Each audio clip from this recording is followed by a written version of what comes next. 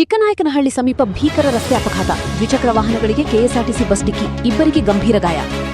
ಪಟ್ಟಣದ ಸಮೀಪ ಪ್ರತ್ಯೇಕ 2 ಕಡೆ ಕೆಎಸ್ಆರ್ಟಿಸಿ ಬಸ್ ಹಾಗೂ ದ್ವಿಚಕ್ರ ವಾಹನಗಳ ನಡುವೆ ಸಂಭವಿಸಿದ ರಸ್ತೆ ಅಪಘಾತಗಳಲ್ಲಿ ಇಬ್ಬರು ತೀವ್ರವಾಗಿ ಗಾಯಗೊಂಡಿರುವ ಘಟನೆ ವರದಿಯಾಗಿದೆ.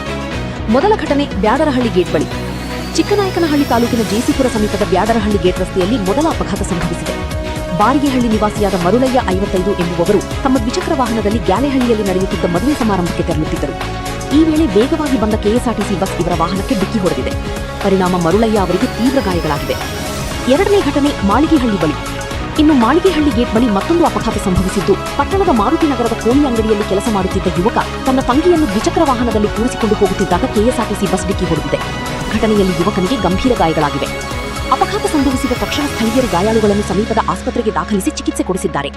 ಈ ಸಂಬಂಧ ಪಟ್ಟಣದ ಪೊಲೀಸ್ ಠಾಣೆಯಲ್ಲಿ ಪ್ರಕರಣ ದಾಖಲಾಗಿದ್ದು, ಪೊಲೀಸರು ತನಿಖೆ ಕೈಗೊಂಡಿದ್ದಾರೆ.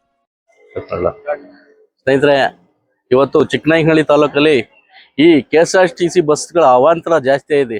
ಕೆಎಸ್ಆರ್ಟಿಸಿ ಬಸ್ನ ಡ್ರೈವರ್ಸ್ಗಳು ಇವತ್ತು ಜನಗಳನ್ನ ಒಂದೊಂದು ದಿವಸಕ್ಕೆ 2-3 ಆಕ್ಸಿಡೆಂಟ್ ಆಗ್ತವೆ. ಯಾಕೆ ಆಕ್ಸಿಡೆಂಟ್ ಆಗ್ತವೆ ಅಂದ್ರೆ ಇವರು ಕಾಂಟ್ರಾಕ್ಟ್ ತಗೊಂಡ್ಬಿಟ್ಟಿದ್ದಾರೆ ಜನಗಳನ್ನ ಕೊಲೆ ಮಾಡೋಕ್ಕೆ.